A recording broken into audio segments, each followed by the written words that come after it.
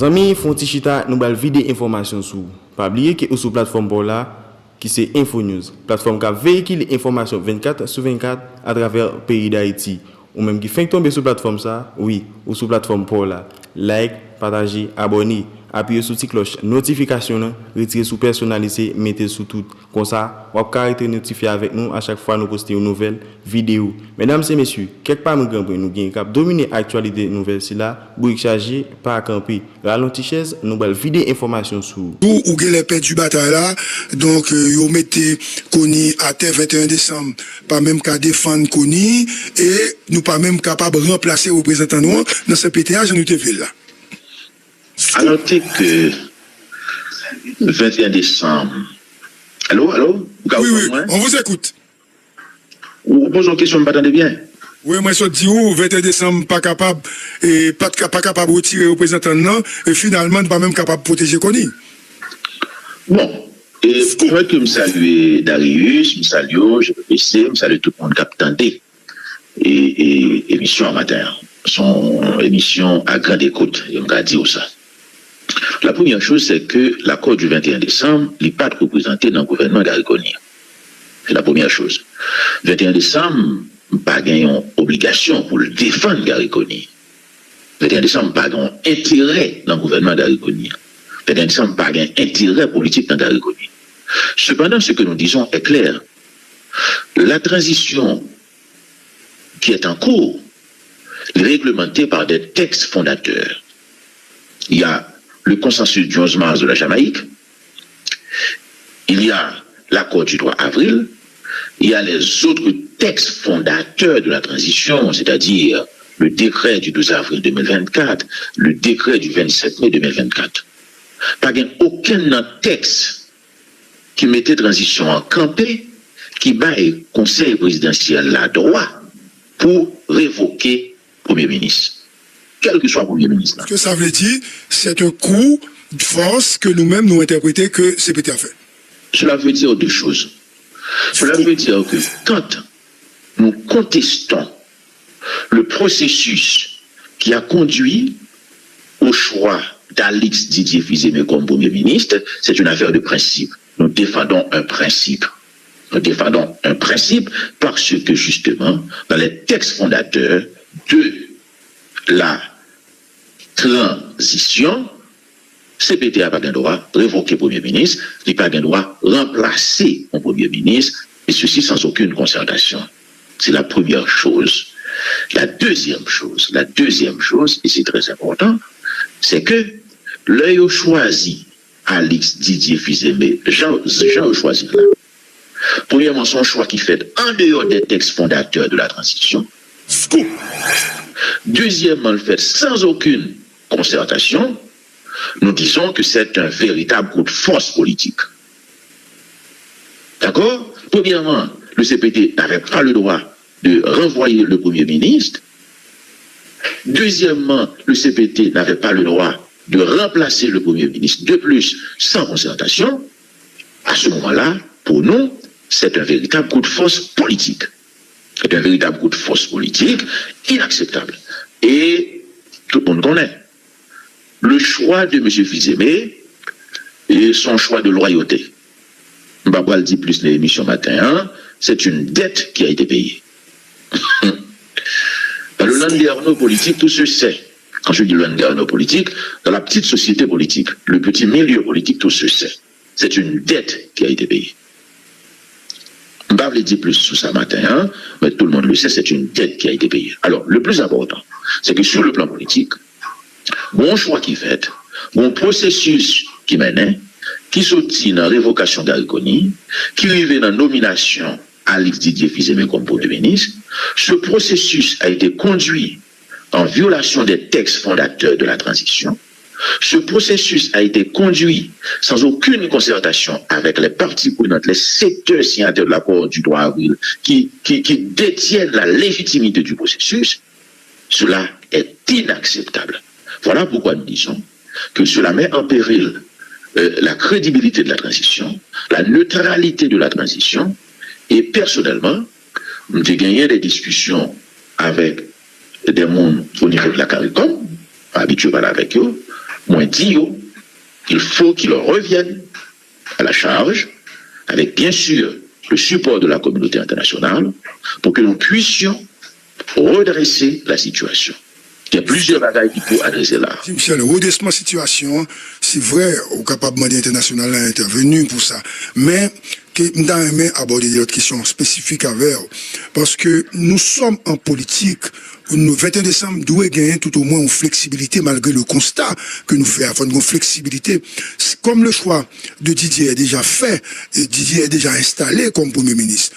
Est-ce que Premier ministre installé, Premier ministre Didier Fils-Aimé n'est pas capable de rentrer en consultation avec 21 décembre et offrir 21 décembre non seulement au poste ministériel, mais direction générale dans le cadre d'un compromis très large, puisque ou pas de gagner, ou pas de représenter dans le gouvernement qu'on y a. La première chose, alors mon professeur Oni Durand de regretter mémoire, j'ai toujours dit qu'il faut commencer par le commencement. Pour nous, la première chose, c'est de retourner sur la table, analyser la situation, et voir ce qui a été fait, ce qui a été mal fait, et tenter de redresser la situation. Redresser la situation, on l'a dit qui ça pour nous. Depuis le départ, nous avons une position depuis le scandale BNC a pété. L'accord du 21 décembre est clair.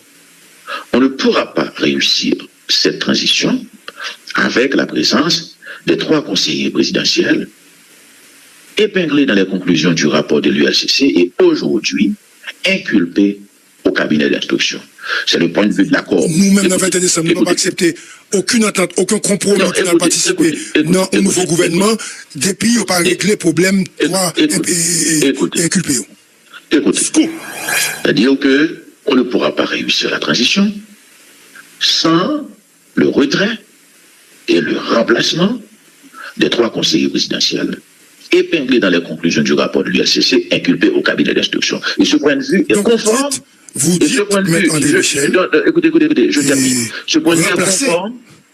Ce point de vue est conforme à l'article 2 du décret du 12 avril 2024. C'est la première. Vous dit qui ça? Le nom tourne sous table de négociation.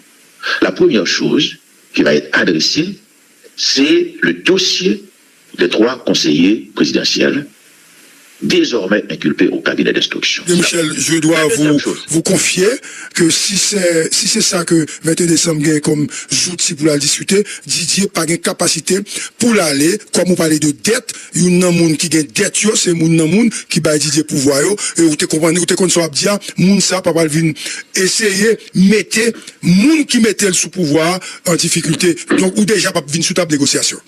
Attendez. Ça, c'est la première chose. La première chose, écoutez, entendez. La première chose, le dossier des 3 conseillers inculpés au cabinet d'instruction, il faut que cela soit, faut nous évacuer ça le plus vite possible. La deuxième chose, c'est les conditions de la nomination de M. Alix Didier Fils-Aimé. Cette nomination a été faite en dehors des textes fondateurs de la transition. Cette nomination a été faite sans aucune consultation avec les parties prenantes qui détiennent la légitimité du processus. Et il m'a dit, je pensais que dans un avenir pas trop lointain, avant longtemps, les discussions vont reprendre. Et ces 2 questions seront sur la table. Moi-même, moi dit, on est comme eux, une grosse responsabilité dans ce qui va passer là. C'est eux qui ont conduit le processus de médiation qui menait à formuler ça. Et une responsabilité pour retourner sur ta discussion avec les parties prenantes pour redresser la situation le plus vite possible. Et redresser la situation...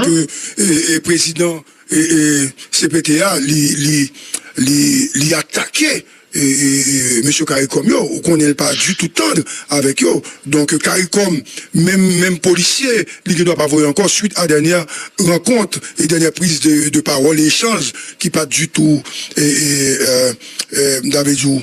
qui pas correct, qui te gagné entre les Voltaire avec mon CARICOM. Au courant de ça? Pas au courant de ça, mais moi-même, il faut qu'on dise, j'ai environ 2 ans depuis m'a pratiqué l'esprit Voltaire, surtout dans le processus de négociation que CARICOM a mené depuis pratiquement 2 ans. Et nous trouvons Leslie Voltaire son nez qui paraît moins sage. Bon, je ne sais pas si c'est en apparence. Si on a dit Leslie Voltaire, il y a une attitude arrogante avec un monde, il faut me d'accord. C'est pour vous dire que ça, on ne pas connaître. Mais ça me connaît.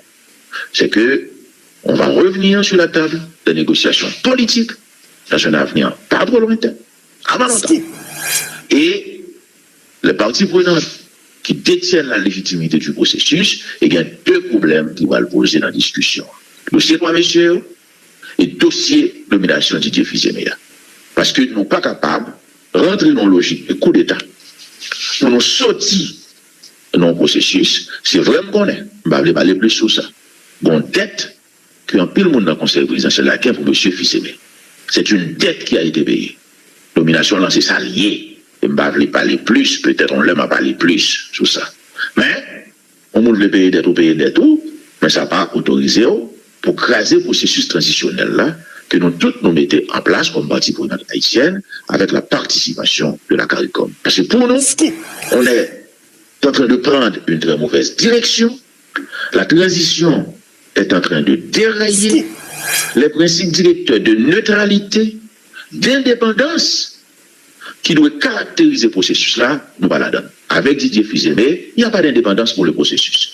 Et c'est une personnalité politique, c'est un businessman qui a un clan dans le secteur privé, qui a un groupe dans le secteur privé, qui est dans la politique. Si c'est lui-même, il va orienter le processus dans une direction partisane. L'indépendance du processus transitionnel est en question. Et deuxièmement, neutralité a, pas parler ça même. Tout le monde côté le sorti, qui a acquaintance politique, qui est politique. Non seulement il y a une dette qui a été payée, ça c'est l'aspect moral, pour mon porteur, m'a parlé plus sur lui, mais deuxièmement, sur le plan politique, on n'a pas de transition, il faut que tout le monde soit capable, confortable, ou pas capable de remettre transition, hein, et à un monde qui va orienter dans une direction bien déterminée, dans une direction partisane. C'est pourquoi je dis, et c'est la position de pas mal de parties prenantes, cette affaire, ce processus qui menait à la nomination de M. Fils-Aimé, c'est un coup de force politique contraire au texte fondateur de la transition et réalisé sans concertation aucune avec les parties prenantes qui détiennent la légitimité du processus. Et là, pour nous, c'est clair, pour nous-mêmes, Premier ministre, il faut que son personnage qui présentait des garanties d'indépendance et de neutralité. Voilà notre compréhension. Un Premier ministre qui n'appartient pas à un clan politique, à un parti politique, d'accord, à un groupe politique. Un Premier ministre qui non plus n'appartient pas à un groupe économique. Parce que transition n'est pas capable, en moment, premièrement, pour un groupe politique qui triomphe sous toute l'autre champ, qui prend contrôle, il n'est pas capable d'une période qui permette à un groupe politique triompher au détriment de l'autre groupe économique. Un groupe économique n'est pas capable de prendre contrôle de la transition. Et puis, pour pouvoir craser l'autre groupe économique. Et c'est très important. Indépendance politique, indépendance économique. Tout ceci est mis en question avec l'arrivée de Didier Fils-Aimé. Il y a un groupe économique qui a un bagage besoin de contrôler, nous avons tout bagage dans le pays, et il est en compétition avec d'autres groupes économiques. Ça veut dire, M. Rivella, il va favoriser son clan économique, il va favoriser ses amis, il y a un groupe politique, qui gagne, il y a un groupe économique qui gagne. Ce n'est pas acceptable dans une transition. Et l'esprit, et je vais vous dire une chose, je maîtrise très bien ce processus de transition, ce processus de négociation, on compte tout ça que la donne. Dans l'esprit du consensus du 11 mars de la Jamaïque, 2024, et dans l'esprit de l'accord du 3 avril, nous clairs, nous voulons une transition neutre. Une transition qui dirigée par un Premier ministre indépendant. Un Premier ministre indépendant, qui est au-dessus des partis, au-dessus des groupes économiques, au-dessus des clans économiques. M. Fils-Aimé n'est pas au-dessus des groupes politiques. Il est lui-même un homme politique. Il a lui-même sa chapelle politique. Il a lui-même ses associés politiques. M. Fils-Aimé n'est pas au-dessus des clans économiques. Il est lui-même un homme d'affaires. Il a lui-même son clan politique, son clan économique, son clan financier. Bref, je vous dis à là, Et tout l'autre monde qui va dans le clan économique, et Didier Fils-Aimé, qui va dans le business avec lui, je vais le craser. Michel, pas forcément ça. Pas forcément ça. Et pour le ministre, tout capable de hauteur, et puis, il mettait, il prend distance, et puis, il fonctionnait sur une plateforme démocratique, côté tout le monde, bien pour payer ou payer, ça va veut dire pour autant que le capable de prioriser secteur par là sur l'autre secteur. Mais de toute façon, écoutez, mais de toute façon, a priori, si Outaouais, si on monde SDP qui vient premier ministre, on va tout dire, je pourrais favoriser SDP. C'est pas ça? Oui, ok, je comprends. Si Outaouais, c'est un monde qui a appartenu à un clan économique bien précis qui vient premier ministre, à première vue, on a toujours dit que Monsal, il pourrait favoriser un clan économique. On a toujours capable de tout, entendre comment c'est agi.